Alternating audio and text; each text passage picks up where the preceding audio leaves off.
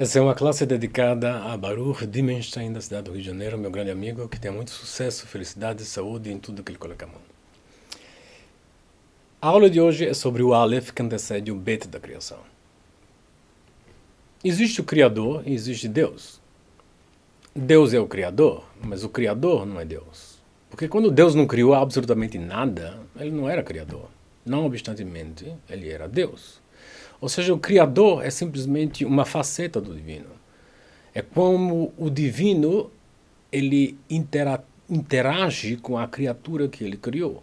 Então, esse Aleph, que antecede o Bet da nossa criação, tem um valor numérico de 1, mas Aleph é uma letra que ela não tem som próprio. Ela existe gramaticalmente, mas ela não existe foneticamente.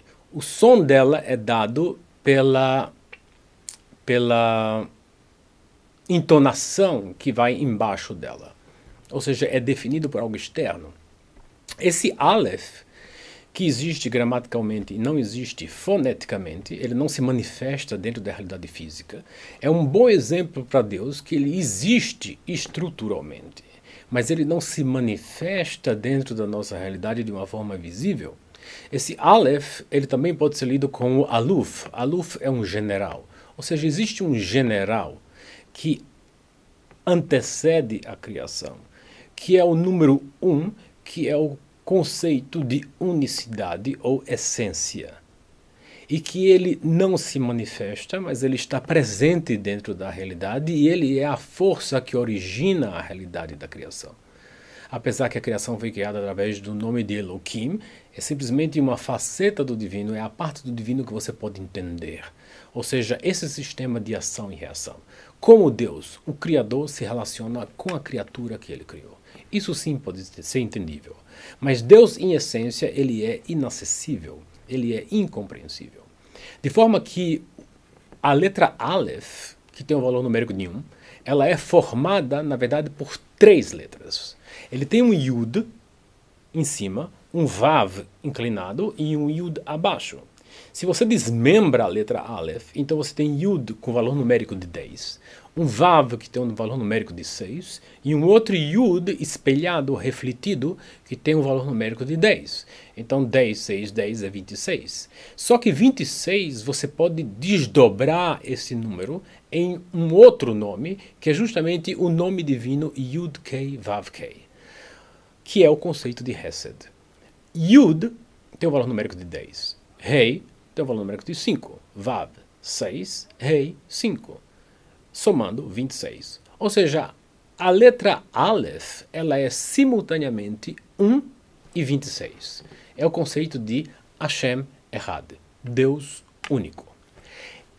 Quando nós definimos que o nome Yud, Rei, Vav, Kei é o conceito de Hesed, não é simplesmente algo que a gente impõe sobre o nome.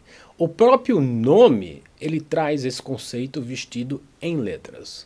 Ou seja, Yud com valor numérico de 10 é o conceito de dízimo, tzedakah, caridade.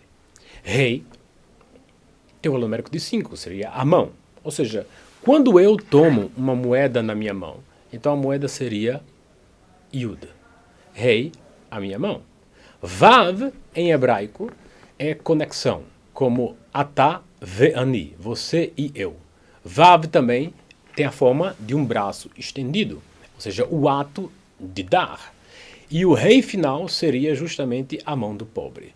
De forma que quando uma pessoa ela dá caridade, ela virtualmente cria o nome divino Yud-Kei Vav-Kei, que é o conceito de bondade, que é a origem da existência de um ser humano que vai ter 120 anos de vida nessa terra, com livre-arbítrio e a capacidade e a possibilidade de se conectar com o Criador e existir, criar-se a si mesmo e existir agora em um patamar completamente diferente de uma conexão com esse Criador.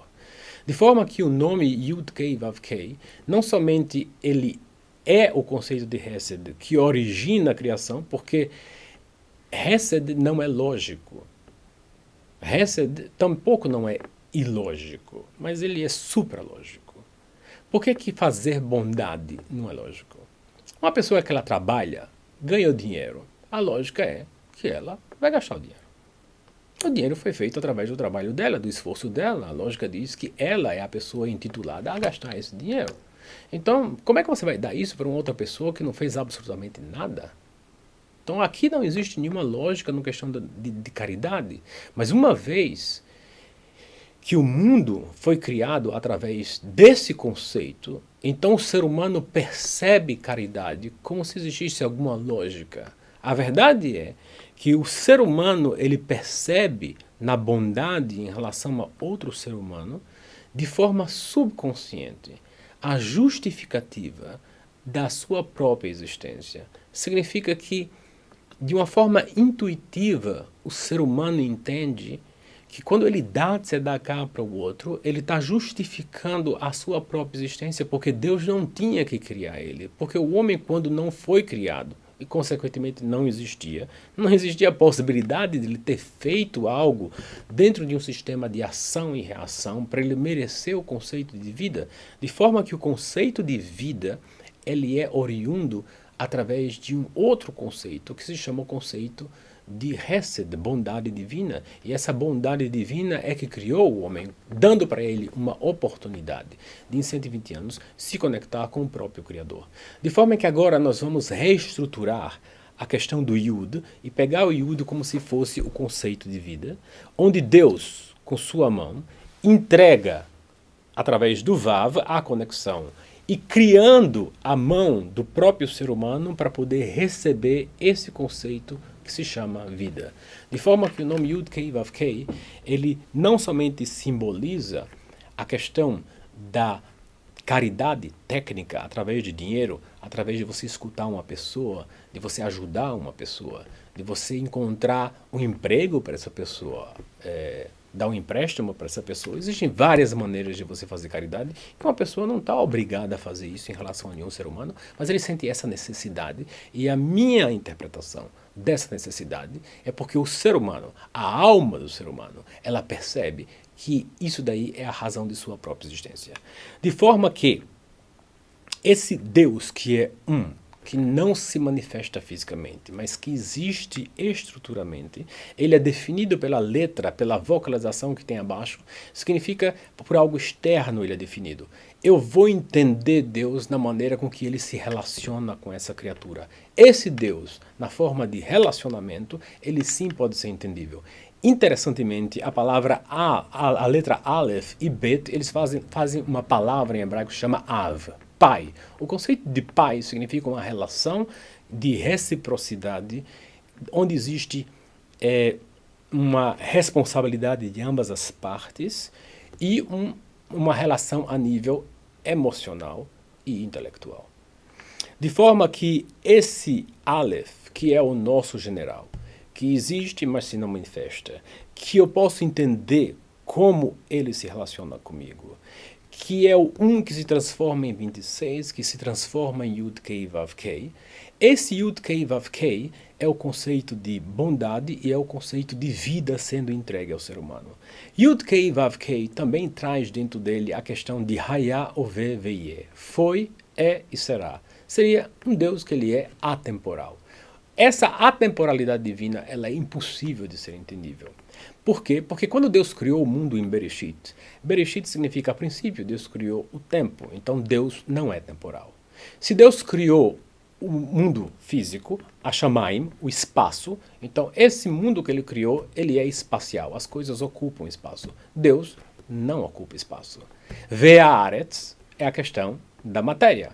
Deus não é material, não é físico. Ele também não é espiritual, como eu falei para vocês, que o Bet significa que ele criou dois mundos, o mundo físico e o espiritual. Deus também não é espiritual. Deus criou o mundo espiritual.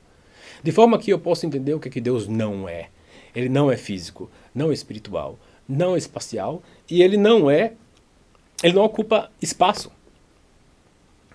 De forma que esse nome ele define que é impossível de você entender a essência do divino.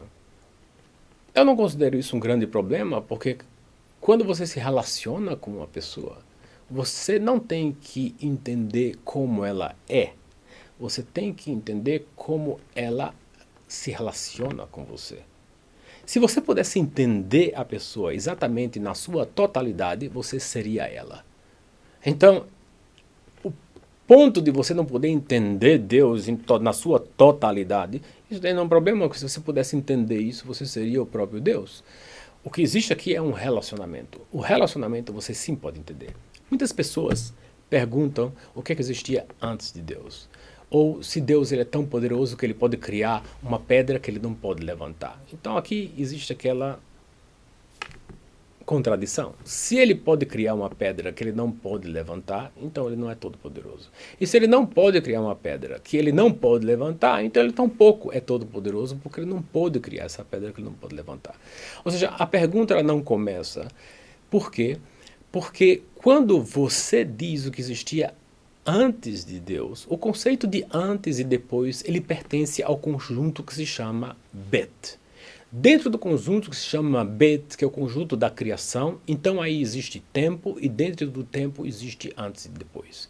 Você não pode pegar Deus, que está fora desse conjunto, é o conjunto do Aleph, e introduzir ele dentro do conjunto de Bet, porque Aleph é diferente de Bet e Aleph não pertence a Bet. Simples matemática. A mesma coisa quando você chega e fala para Deus se Deus pode criar uma pedra que seja pesada, que ele não pode levantar. Peso e força pertencem à dimensão do criado. Deus ele não está dentro da criação. Na verdade, ele está fora da criação. Ele interage com a criação, mas os elementos que pertencem ou que regem a criação não são aplicados para ele. Consequentemente, quando Deus utiliza a capacidade dele de saber o futuro, essa ideia, esse conhecimento de Deus do futuro, ele não interfere na decisão do ser humano e do seu livre-arbítrio, forçando ele a fazer o que Deus já sabe, porque quando Deus acessa a sua atemporalidade, ele está funcionando dentro do conjunto Aleph, e o conjunto Aleph não penetra, não interage, não se infiltra dentro do conjunto Bet.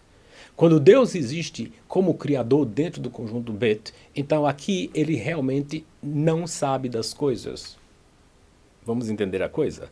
Ele se relaciona com você dentro da sua existência, dentro do seu momento. E dentro desse momento, Deus pode vir e falar com Caim e dizer para ele por que você fez o que você fez. Deus pode vir para Avraham Avinu e dizer, Avraham Avinu, por favor, passe nesse teste. Então, ou seja, o Criador que criou um mundo que existem ação e reação e temporalidade, ele interage com o ser humano dentro de sua própria realidade. Bezat Hashem, vamos analisar muitos outros pontos e espero que vocês tenham entendido a aula e desfrutado dela e, por favor, compartam com seus amigos e familiares. Tudo de bom, até a próxima.